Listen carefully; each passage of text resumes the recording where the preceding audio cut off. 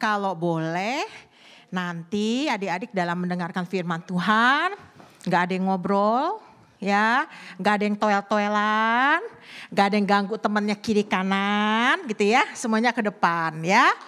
Oke adik-adik, hari ini kita merayakan Paskah. Apa sih itu Paskah? Hari kebangkitan Tuhan Yesus. Berarti sebelumnya Yesus mati. Iya, apa kalau Yesus mati? Kenapa Yesus mati? Karena disalibkan. Kenapa Yesus disalibkan? Karena menebus dosa manusia. Dosa kita bukan? Apa dosa manusia? Manusia, kita manusia bukan? Iya, berarti dosa kita bukan? Iya, ya. Jadi Tuhan Yesus mati buat kita. Kenapa dia mau mati buat kita? Kenapa Yesus mau mati buat kita? Hah? Kenapa Yesus mau mati buat kita? Kenapa Tuhan Yesus mau mati buat kita? Ayo. Menebus dosa. Iya. Yesus mau mati buat kita karena Yesus sayang kita. Betul enggak? Kita disayang Tuhan ya. Jadi adik-adik bersyukur buat kebaikan Tuhan. Bersyukur karena Tuhan Yesus sayang kita. Sebelum kita dengar firman Tuhan, kita berdoa sama-sama ya. Semua lipat tangan, tutup matanya, kita mau berdoa pada Tuhan. Yuk, masing-masing semuanya adik-adik. Secara pribadi kita datang kepada Tuhan. Tuhan Yesus, terima kasih kami boleh datang di gereja. Kami boleh merayakan kebangkitan Tuhan. Terima kasih Tuhan sudah sayang kami. Terima kasih Tuhan mau mati buat kami. Dan sekarang kami mau merayakan kebangkitan-Mu. Tuhan, biarlah kami sebagai anak-anak-Mu boleh berterima kasih, boleh bersuka cita, boleh menyatakan kebaikan Tuhan, kasih sayang Tuhan di dalam kehidupan kami. Terima kasih Tuhan, di dalam nama Tuhan Yesus Kristus, Tuhan kami, Juru Selamat kami bersyukur, kami berdoa. Amin. Adik-adik, tema kita pada sore hari ini, maut dikalahkan. Kalau sekarang kakak tanya, maut itu apa sih? Maut kematian. Iya. Wih, maut itu apa? Bahaya. Oh, maut itu bahaya, maut itu kematian. Ada lagi maut itu apa? Nah, sekarang kita lihat sama-sama nih ya. Adik-adik pernah tahu nggak ada hewan yang bisa menyengat manusia? Lebah. Ada lagi? Hah, ayo, apalagi selain lebah? Hah? Iya. Nah, adik-adik lihat ya. Nah, coba lihat gambar ini. Apa? Selain lebah apa? Tawon ya. Lebah sama tawon itu berbeda. Iya, lebah dan tawon itu berbeda dari sisi bentuk tubuhnya, yang satu memanjang, satu lebih bulat gitu ya. Yang satu dia menghasilkan madu, yang satu lagi dia menghisap madu. Ya. Lalu menyengatnya juga berbeda. Yang namanya lebah sekali dia menyengat, habis itu dia mati. Yang namanya tawon bisa menyengat berkali-kali, apalagi kalau diganggu. Tapi akibat sengatan lebah dan tawon sama kayak gambar di depan. Nah, kira-kira kalau adik-adik kena sengatan lebah sama tawon, gimana rasanya? Yakin sakit? Coba sekarang cubit diri kalian sendiri. Cubit diri sendiri, jangan teman di sampingnya. Cubit sekeras-kerasnya. Sakit? Sakit ya? Iya sakit ya. Nah, yang namanya disengat tawon atau lebah menimbulkan kesakitan. Ya, sakit. Pernah digigit sama Gary? Iya. Berarti anjingnya Mika ya? Gitu ya? Bukan, apa? Oh, temannya Mika, gitu ya? Oh iya, iya. Nah adik-adik, yang namanya disengat, yang namanya digigit menimbulkan kesakitan. Kita udah coba tadi ya, kita mencubit diri kita sendiri. Nah di dalam gambar ini sengat lebah, sengat tawon juga menimbulkan kesakitan. Dan bagaimana kita belajar hari ini ketika firman Tuhan mengatakan Tuhan sudah mengalahkan maut. Maut itu apa? Oh, maut itu kematian. Maut itu menakutkan gitu ya. Adik-adik tadi sudah menjawab. Nah, sekarang seperti apa? Ketika Paulus berbicara tentang kebangkitan Kristus. Yesus mati buat siapa? Buat kita. Buat kita. Bukan buat manusia berdosa, tapi buat kita. Karena kita adalah manusia berdosa, ya. Jadi kita nggak bisa mengatakan Yesus mati buat siapa? Buat semua orang. Yesus mati buat siapa? Buat manusia berdosa. Yesus mati buat kita. Buat adik-adik, buat kakak-kakak, dan buat saya. Ya. Nah, Paulus mengatakan ketika Yesus bangkit, ia mengibaratkan maut memiliki sengat. Maut memiliki sengat yang menyakitkan. Ya. Maut menyengat Yesus hingga mati. Namun Yesus bangkit dan mengalahkan maut. Pada hari keberapa Yesus mati? Pada hari keberapa? Yakin? Ya, pada hari ke-3 ya. Yesus bangkit gimana? Kamu tahu Yesus bangkit? Dari Alkitab dikatakan apa Yesus bangkit? Di goa. Di goa yang mana? Nathan. Yesus masuk ke goa. Ayo. Dari mana kita tahu Yesus bangkit? Gimana kita tahu Yesus bangkit? Dia dari Alkitab. Alkitab bilang apa? Siapa yang membangkitkan Yesus? Diri sendiri. Karena dia adalah Allah. Waktu Yesus bangkit, apakah manusia yang membangkitkan? Bukan. Kubur Yesus dijaga enggak pada saat itu? Hah? Kubur Yesus dijaga enggak saat itu? Iya. Yesus dikuburkan. Tapi batu itu bisa terguling dan Yesus bangkit. Yesus bangkit mengalahkan maut.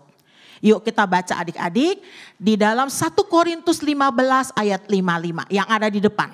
Yang bisa baca ya, yang belum baca nggak apa-apa, gak usah dipaksain untuk baca. Ya, 1, 2, 3. Hai maut, di manakah kemenanganmu? Hai maut, di manakah sengatmu? Ingat cerita tadi, tawon dan lebah bisa membuat atau menyengat manusia menjadi kesakitan. Dan kali ini ketika Yesus mati, digambarkan bagaimana maut itu merenggut Yesus, tapi Yesus bangkit dan menang. Adik-adik, kalau kita merasakan Yesus bangkit, kalau kita mengalami Yesus sayang kepada kita, bagaimana seharusnya sikap kita pada saat mendengar Yesus bangkit? Senang? Iya, Dio ya senang? Kalau senang gimana kira-kira kita gambarinnya? Senang? Kalau senang berarti ya bersuka cita karena Yesus bangkit. Dia enggak mati. Dia tidak ada di dalam dunia orang mati, tetapi dia bangkit. Yesus sayang kita, ya. Tadi kakak udah katakan. Mari kita lihat lagi ya. Pada saat Yesus disalibkan, apa yang terjadi? Pada hari penyaliban, kematian Yesus itu seolah-olah menjadi akhir dari segalanya. Semua orang tidak punya semangat lagi. Semua orang merasakan dunia sudah berakhir ketika Yesus mati. Orang yang begitu mengasihi mereka, guru yang begitu menyayangi mereka, mati. Pernah datang ke kematian? Ada saudara, atau ada teman kalian, atau ada tetangga yang meninggal? Pernah datang ke rumah duka? Pernah lihat? Pernah. Apa yang adik-adik lihat di sana? Orang yang meninggal. Suasananya gimana? Keadaannya gimana di sana? Serem. Wah, serem ya? Kenapa bisa serem, Jayvon? Apanya yang serem? Mayat, iya. Lalu waktu kamu masuk ke sana, yang kamu lihat apa selain mayat itu? Peti mati, apalagi? Makanan, wih, makanan. Apalagi yang dilihat? Ayo, kalau datang ke rumah duka, lihat ada orang yang meninggal, selain peti mati, mayat gitu ya, atau jenazahnya apalagi? Tangisan. bunga-bunga. Suasananya happy atau sedih? Sedih. Bayangkan ketika Tuhan Yesus mati, murid-muridnya, orang-orang yang pernah dilayani, orang-orang yang pernah merasakan kebaikan Tuhan Yesus sedih. Seolah semua sudah tidak ada harapan. Ibaratnya dunia itu sudah runtuh. Gak punya lagi mereka harapan akan masa depan mereka. Mereka gak tahu mau ngapain karena Tuhan Yesus yang mereka kasihi, yang mereka anggap menjadi Tuhan mereka, guru mereka, Tuhan mereka udah gak ada lagi. Nah, kalimat ini menggambarkan seolah-olah inilah akhir dari segalanya. Tapi kalau kita perhatikan kembali kalimatnya, sebuah perjuangan yang dianggap berakhir memalukan. Kalau nonton film kira-kira jagoannya mati. Harusnya kalau kita nonton film kita pengennya jagoannya gimana? Menang ya sampai akhir ya. Wih hebat jagoannya menang. Tapi dalam kisah Yesus ini seolah-olah jagoannya, idolanya, seseorang yang dianggap hebat itu mati dan memalukan. Dan dia kalah sebagai pecundang. Seorang yang tidak punya pengharapan, seorang yang dianggap tidak punya arti apa-apa. Adik-adik bayangkan kondisi itu. Adik-adik tadi pernah melihat orang yang meninggal, semua penuh dengan derai air mata. Gak ada yang ketawa-ketawa ya kalau di dalam rumah duka begitu ya. Semuanya menangis, menangisi kesedihan itu. Nah, apa yang Alkitab katakan ketika bicara tentang kematian? Mari kita baca sama-sama dari 1 Korintus 15 ayat 26. 2, 3. Musuh yang terakhir yang dibinasakan ialah maut. Ketika Yesus mati, musuh-musuh Yesus menganggap bahwa ya kita menang. Yesus yang disalibkan, Yesus yang katanya raja orang Yahudi, Yesus yang katanya mengasihi murid-muridnya sudah mati. Dan dia pantas mati. Ketika mereka memberikan mahkota berduri, ketika di dalam kayu salib Yesus di bukit tengkorak ada tulisan INRI. Apa arti INRI? Inilah raja orang Yahudi. Apakah itu pujian? Bukan. Apa itu artinya? Satu ejekan. Tahu ya? Satu ejekan. Ini raja loh. Ini loh yang diagung-agungkan. Tapi kok mati ya? Ini loh Yesus yang katanya anak Allah, tapi kok mati ya? Adik-adik bayangkanlah situasi itu, keadaan itu ketika kita ada di sana. Kita menyaksikan, kita lihat Yesus mati. Rasanya gak ada lagi yang ketawa-ketawa. Ya gak ada lagi yang happy-happy seperti nyanyi tadi dengan gerakan, gak ada. Semuanya akan menangis. Menangis kenapa? Karena Tuhan Yesus tidak bersama-sama lagi dengan mereka. Waktu Yesus mati, adik-adik, waktu Yesus mati, semua orang ada dalam kesedihan. Tetapi Yesus telah mematahkan kuasa kematian. Dia bangkit dan berjalan keluar dari kubur. Dia bangkit mengalahkan maut. Maut dikalahkan. Sengat maut tidak ada arti apa-apa buat Yesus. Kenapa Yesus bangkit? Karena dia Allah. Kenapa Yesus bangkit? Karena dia mau memberikan pengharapan buat adik-adik dan kita semua. Bayangkan kalau Yesus itu tetap mati. Kesedihan itu akan terus ada. Ya, setiap orang gak punya lagi pengharapan. Tapi ketika Yesus hidup, kita semua yang Yesus sayangi itu akan bersama-sama dengan Yesus kelak. Karena dia menyayangi kita. Jadi kalau tadi nyanyi lagu, Yesus disalibkan karena cintanya, Yesus mau mati buat kita, itu bukan sekedar adik-adik menyanyi. Tetapi kalimat demi kalimat menggambarkan betapa Tuhan Yesus menyayangi adik-adik. Ya, selalu ingat. Kalau berdoa selalu ingat ada Tuhan Yesus yang sayang pada saya. Kalau kita lagi sedih kita selalu ingat ada Tuhan Yesus yang peduli pada saya. Kalau kita merasa sendiri kita selalu ingat ada Tuhan Yesus yang tidak pernah meninggalkan saya. Sekarang kakak mau tanya, siapa yang setiap bangun tidur langsung berdoa? Gak boleh bohong ya, anak Tuhan Yesus gak boleh bohong ya. Yang setiap bangun tidur langsung berdoa, boleh angkat tangan. Satu, hanya satu orang. Berarti yang lain bangun tidur enggak berdoa. Oke, siapa yang kalau mau berangkat sekolah berdoa terlebih dahulu sebelum berangkat? Oke. Siapa yang kalau mau makan dimulai dengan doa? Wah, berdoa ya. Kalau mau makan ya. Oke. Ini ada mama papa kamu ya. Jadi dicek nanti sama mama papanya. Berdoa bangun tidur, berdoa mau berangkat sekolah, berdoa kalau makan ya. Udah, sekarang turunkan tangan.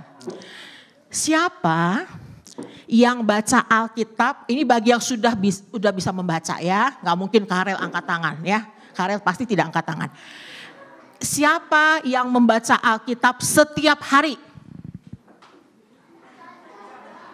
1, 2, hanya 2. Siapa yang baca Alkitabnya hanya hari Minggu? Iya, itu pun karena dipaksa oleh guru sekolah minggunya harus dibaca. Ya, nah. Kalau anak-anak yang sudah sayang sama Tuhan Yesus, yang sudah merasakan kebaikan Tuhan Yesus, yang sudah merasakan Yesus sayang padaku, ayo mulai mau berdoa, mulai rajin baca Alkitab, mulai rajin menyayangi teman-teman, papa mama, kakak, adik, abang. Dan semua orang yang ada di dalam hidup kita. Ya, siapa yang suka marah-marah sama mama kalau makanan di rumah gak enak? Mama makannya itu lagi. Siapa yang suka marah-marahin mamanya? Angkat tangan. Ngaku ya. Nah, padahal mama tuh udah masak ya. Dari mulai kamu belum bangun, sudah pikirkan mau masak apa. Ya, siapa yang suka marah-marahin mama atau papa kalau uang jajan yang diberikan kurang? Berarti uang jajannya banyak ya, makanya udah gak marah-marah lagi ya. Iya, siapa yang suka marah-marahin mbak di rumah kalau punya mbak? Gak ada? Oke, gak ada. Yang suka marah-marahin ke kakak atau adik? Berantem, tendang-tendangan, nah ketahuan. Iya ya. Padahal tadi ngakunya kan berdoa gitu ya. Waduh, baca Alkitab, nyanyi memuji Tuhan. Nah, kita lihat sama-sama. Kebangkitan Yesus menunjukkan bahwa Allah sungguh dapat dipercaya dan janjinya benar-benar terbukti. Adik-adik, mungkin di seusia kalian agak sulit memahami apa sih janji Tuhan? Kenapa sih pada saat dia bangkit dia berjanji dia tidak akan meninggalkan kita. Bagi yang kelas besar, tunas. Apa janji Tuhan ketika dia bangkit?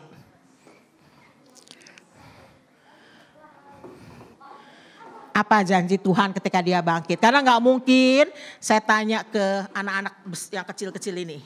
Ayo belakang. Apa janji Tuhan ketika dia bangkit? Hah? Boleh, Juju kelas besar ya? Oke, apa Ju? Nggak tahu. Nah, kelas tunas pasti tahu. Apa janjinya? Jangan bilang belum diajarin di kelas tunas. Kenapa Yesus bangkit dan kemana dia pergi dan apa yang dia lakukan?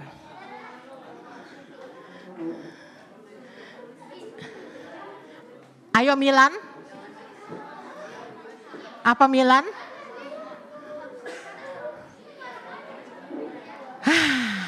Anak-anak yang kecil-kecilnya tahu? Gak tahu, belum tahu ya, iya belum ada.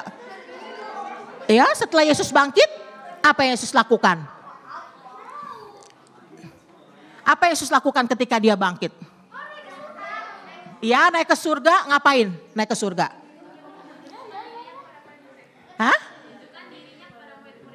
Selain itu, tujuan akhirnya apa?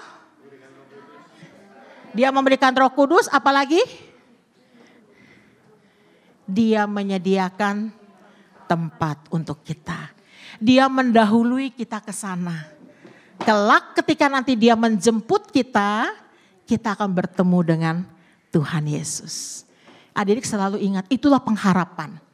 Makanya di dalam kalimat ini dikatakan, Allah dapat dipercaya dan janjinya terbukti. Dia buktikan bahwa dia mengasihi kita.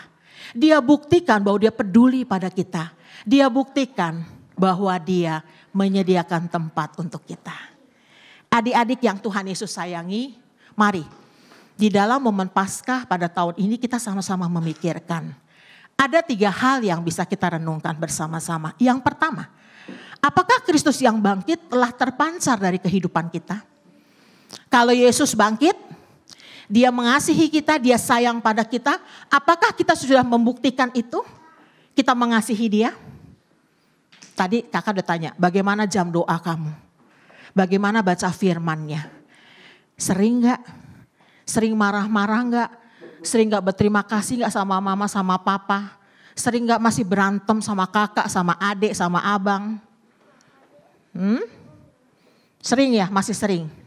Iya, berarti mulai hari ini masih bolehkah begitu? Enggak boleh. Kenapa enggak boleh? Kenapa enggak boleh? Ya karena Yesus yang mengasihi kita, yang sayang pada kita sudah mengajarkan arti sayang satu dengan yang lain.